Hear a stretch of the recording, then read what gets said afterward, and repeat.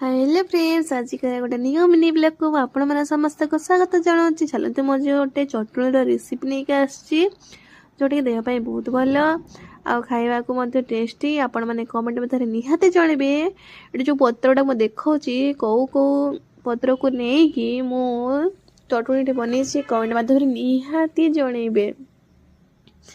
आमूल पकई आमूलर जो स्मेलटा मो देह भितर कौन कौन हो सतरे सांग मैंने कमेंट रे निहाती जनइबे जे आमूल कि तेंतुड़ी सामने जो देखीदबा उफ पूरा पाटी ऊपर लाड़ आसना ना कौन निहाती जनइबे।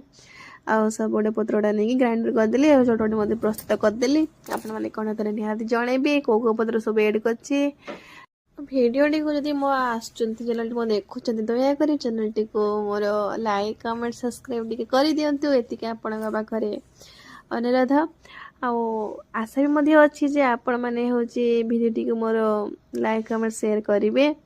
स्वामी को लेकिन चटनी देला को स्वामी कहले बहुत बढ़िया है सी कही पारे ना माने मो केतेटा पत्र एड कर। जय जगन्नाथ रे हूँ।